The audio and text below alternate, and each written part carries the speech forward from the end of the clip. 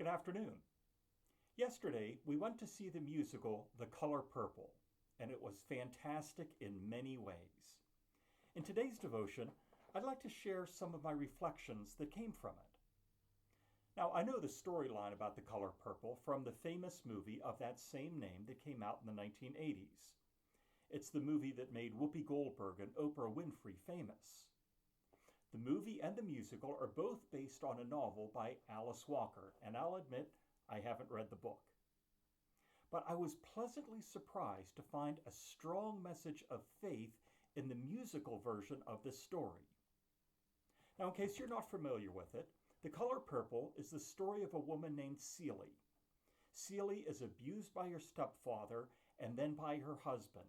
They treat her worse than dirt, and she starts to think that she isn't worth anything more than dirt. All of the people who loved and cared for her were taken away from her, and all that Celie knew was hard work and no appreciation. Until Celie meets a woman named Shug, and she pours out her anger and frustration. She tells Shug, "God forgot about me." And Shug replied, "Oh, God's taking his time getting around to you, I admit. But look at all he give us." And then she names all the beauty of the world around, and she says, like the color purple, where do it come from? Open your eyes.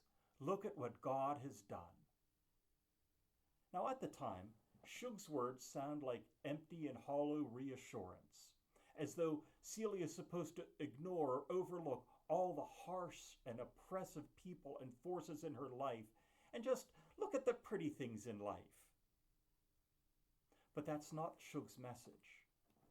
Slowly, over time, things begin to change for Celie. She gains courage and self-respect.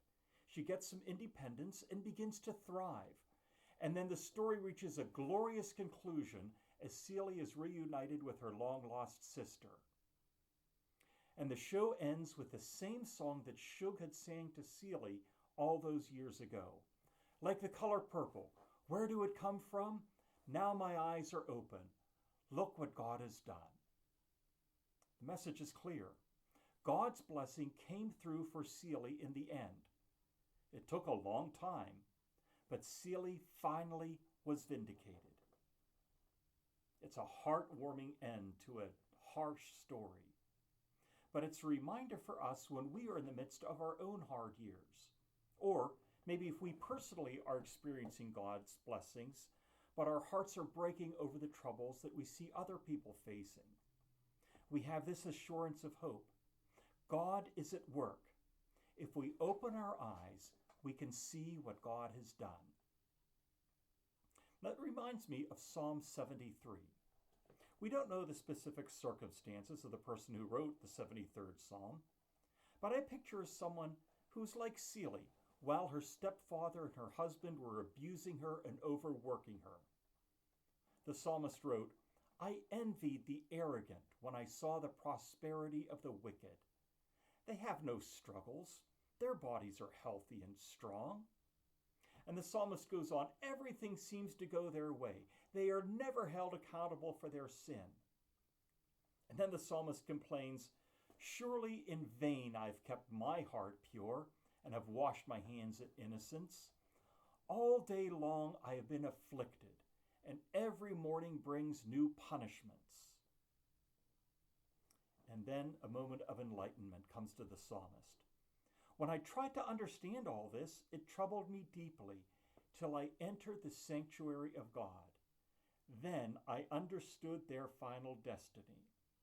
The psalmist realized that the time would come when the unrepentant wicked would face their downfall.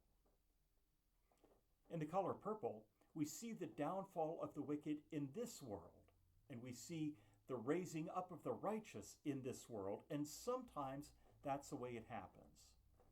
But in many cases, the wicked die in prosperity, and the righteous die in misery, and we can see no justice. But keep watching. What this means is we may have to wait until the next world to see how God will deal with what is happening here. We need to have the faith to know that he will. But in the meantime, remember Shug's message to Seely. God may be taking his time to getting around to you, but he hasn't forgotten you. You only need to open your eyes to see what God has done. You only need to open your eyes to see what God is doing. Would you pray with me, please? Lord, there are many people in this world whose lives are as miserable as Seely's. People who are suffering, sometimes silently, often completely forgotten and alone. And Lord, I do not want to offer empty and hollow words to say, oh, your blessings come anyway. I want to honor and respect the harshness that life often can bring. But help us, Lord, to keep our eyes open, to see what you are doing.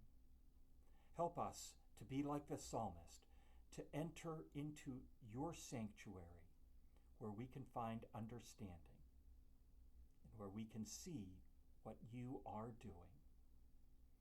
Give us the faith and the patience that we need, because sometimes it takes a long time, but we trust that your timing is best. Amen. Thanks for joining me. We'll talk again later.